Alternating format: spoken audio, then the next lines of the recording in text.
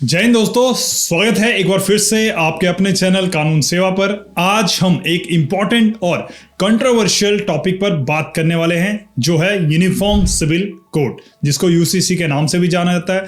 क्या ये सेकुलरिज्म को प्रमोट करेगा या नहीं, इसके क्या बेनिफिट्स हैं, क्या डिसएडवांटेजेस हैं, इसका पर्पस क्या है और इसके अंदर क्या क्या चैलेंजेस हैं। तो आइए इसे डिटेल में समझते हैं। सबसे पहले यूनिफॉर्म सिविल कोड यूसीसी क्या है।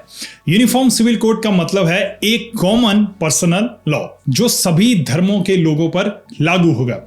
आज भारत में अलग अलग पर्सनल लॉज हैं, जैसे हिंदुओं के लिए हिंदू मैरिज एक्ट और सक्सेशन एक्ट, मुसलमानों के लिए मुस्लिम पर्सनल लॉ और ईसाइयों के लिए क्रिश्चियन मैरिज एक्ट। यूसीसी का पर्पस है एक समान लॉ बनाना जो जेंडर इक्वलिटी, जस्टिस और सेकुलरिज्म को प्रमोट करे। इसके बाद यूनिफॉर्म सिविल कोड का पर्पस। यूनिफॉर्म सिविल कोड का जो मेन पर्पस है वो है एकता और समानता का एनवायरनमेंट क्रिएट करना। इसके मुख्य ऑब्जेक्टिव्स क्या हैं? सबसे पहले जेंडर इक्वलिटी। अलग अलग पर्सनल लॉज में औरतों को और मर्दों को अधिकार में इनइक्वलिटी होती है। यूसीसी इस इनइक्वलिटी को खत्म करेगा। दूसरा, नेशनल यूनिटी। एक कॉमन लॉ से सभी कम्युनिटीज में यूनिटी बढ़ेगी। तीसरा, सेकुलरिज्म। सरकार किसी भी धर्म के फेवर में ना हो और सभी के लिए इक्वल रहे। इसके बाद सिंप्लीफाइड लीगल सिस्टम। अलग अलग लॉज की कॉम्प्लेक्सिटी को खत्म करके लीगल सिस्टम को सिंपल बनाना। तो ये सारे इसके ऑब्जेक्टिव्स बताए जा रहे हैं। इसके बाद बात करते हैं इसके बेनिफिट के, जैसे जेंडर जस्टिस, मैरिज, डाइवोर्स और इनहेरिटेंस के केसेस में औरतों और मर्दों को इक्वल राइट्स मिलेंगे। Equality for all. सभी रिलीजन के सिटीजन के लिए एक समान कानून में डिस्क्रिमिनेशन खत्म होगा। Legal clarity. एक समान कानून से डिस्प्यूट सॉल्व करना आसान होगा।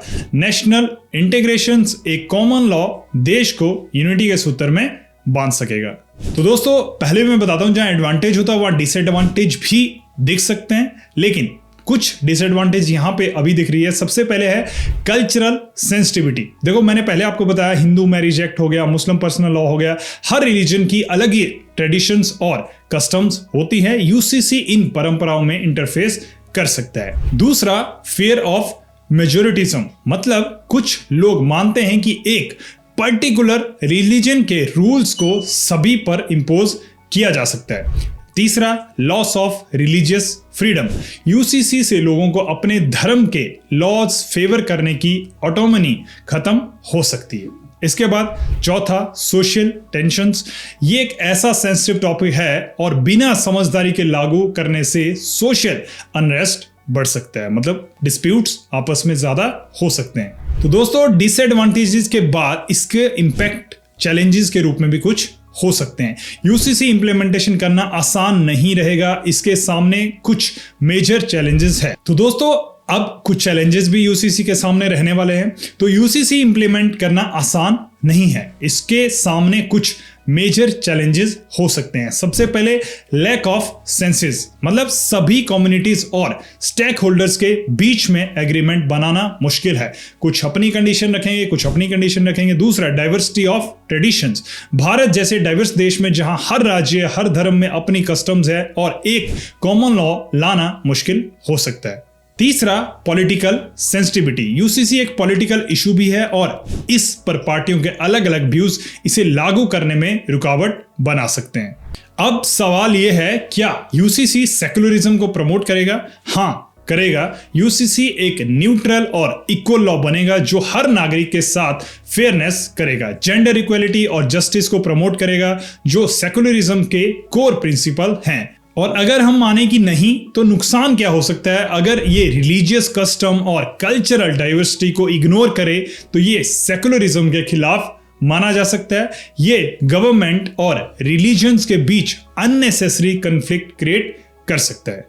तो दोस्तों, अगर हम अभी कंक्लूजन की ओर जाएं कि इसका क्या कंक्लूजन हो सकता है, तो यूनिफॉर्म सिविल कोड एक कॉम्प्लेक्स और सेंसिटिव इशू है, सभी को पता है। अगर इसे केयरफुली और सभी स्टेक होल्डर के साथ कंसेंसस बनाकर इंप्लीमेंट नहीं किया गया तो ये इक्वलिटी और सेकुलरिज्म को प्रमोट करेगा, लेकिन अगर इस प्रोसेस को लोगों को रिलीजियस बिलीफ्स और ट्रेडिशंस को नजरअंदाज किया गया तो ये एक डाइवर्स इशू बन सकते हैं। आपका क्या विचार है? क्या यूनिफॉर्म सिविल कोड सेकुलरिज्म और प्रमोट करेगा या नुकसान पहुंचाएगा? नीचे कमेंट में अपनी राय जरूर दीजिए। अगर आपको ये वीडियो पसंद आई हो तो इसे लाइक करें, शेयर करें और कानून सेवा चैनल को सब्सक्राइब करें। तब तक के लिए जय हिंद।